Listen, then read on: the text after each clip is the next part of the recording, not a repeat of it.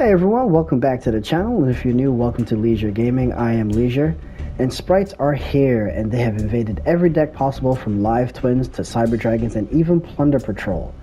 But there is a sprite deck profile that, in my opinion, is going to be very popular, and that is the profile of the 2022 YCS winner, Joshua Schmidt. So let's take a look. To start off this deck profile, we're starting with one Wind-Up Kitten. Once while face up on the field, you can target one monster your opponent controls and return that target to the hand. We have two Hyperiae. If this card is summoned, and that is normal or special summon, you can draw one card.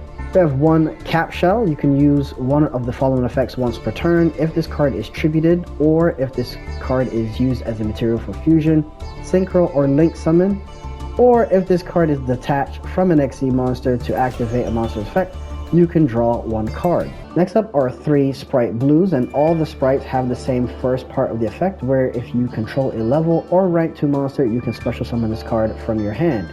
If this card is special summoned, you can add one Spright monster from your deck to your hand except Spright Blue, and normally you're going to search out Spright Jet. Next are three Spright Jets, and if this card is special summoned, you can add one Spright spell or trap from your deck to your hand.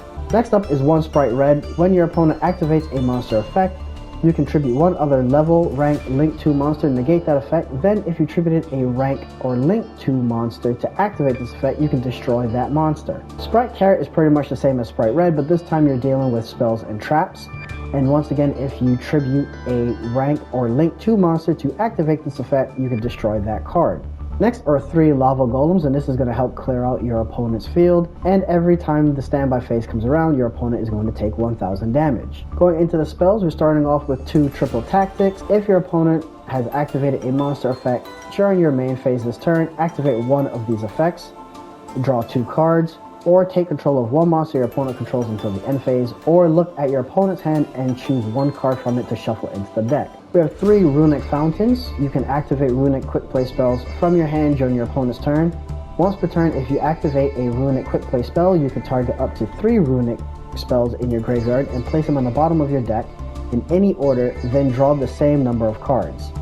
Next are three Runick Tips. Add one Runick card from your deck to your hand, accept Runick Tip, then banish the top card of your opponent's deck. As we know by now, every Quick Play Runick spell has a secondary effect which will allow you to special summon one Runick monster from your extra deck to a monster zone. We have three Runick Flash and Fire. Target one special summon monster your opponent controls, destroy it, then banish the top 2 cards of your opponent's deck. We have three Runick Destructions. Target one spell or trap your opponent controls, destroy it, then banish the top 4 cards of your opponent's deck. Next are three Runick Freezing Curses. Target one effect monster your opponent controls, negate its effect until the end of this turn, then banish the top 3 cards of your opponent's deck.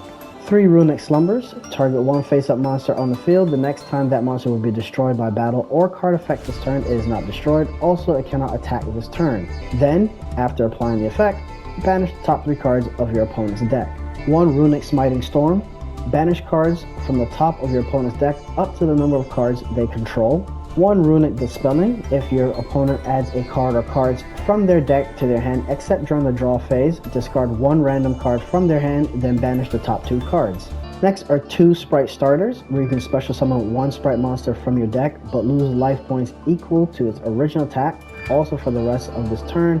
After this card resolves, you cannot special summon monsters except level, rank, link 2 monster. And one Spright Smasher. Banish one Spriggan's, Therion, or Spright card from your hand or graveyard, then activate one of the effects. And obviously the main effect that we're going to be using is the last one, where you can banish one level, rank, or link 2 monster you control and one card your opponent controls. Going on to the extra deck, we're starting off with three Huggins Runick Wings. If this card is special summoned from the extra deck, you can discard one card, add one Runick Field spell from your deck to your hand. If another card or cards you control would be destroyed by a card effect, you can banish this card you control instead. If this card on the field is destroyed by battle or card effect, return this card to the extra deck. One Geary the Runick Fang cannot be destroyed by card effects. If this card is special summoned from the extra deck, you can target one non-quick play Runick spell in your graveyard, which is going to be your field spell. Add it to your hand. When this card is destroyed by battle, you can target one card on the field and destroy it. Next up, one number 65 Gin Buster. During either player's turn, when an effect of an opponent's monster is activated, you can detach 2 XE materials from this card and negate the activation, and if you do, inflict 500 damage to your opponent. Next is one number 29 Mannequin Cat. Once per turn, you can detach one material from this card, then target one monster in your opponent's graveyard, special summon it to your opponent's field. If a monster or monsters is special summoned to your opponent's field while you control this monster, you can target one face-up monster your opponent controls, special summon one monster with the same type or attribute from your hand, deck, or graveyard. One Onibamaru Soul Sweeper. You can detach one material from this card, then target one monster your opponent controls, banish it until your opponent's end phase. If this card in its owner's control is destroyed by an opponent's card, you can target banished monsters up to the number of materials this card had, shuffle them into the deck. Next up are two gigantic sprites. For this card's XE summon, you can treat link 2 monsters you control as level 2 monsters for material. The original attack of this card is doubled if it has a fusion, synchro, XE, or link monster as material. During your main phase, you can activate this effect by detaching one material from a monster you control, and if you do, special summon one level 2 monster from your deck. Also, neither player can special summon monsters for the rest of the turn except level, rank, or link 2 monsters. You have one IP Masquerena, where during your opponent's main phase, immediately after this effect resolves, you can link summon one link monster using materials you control, including this card.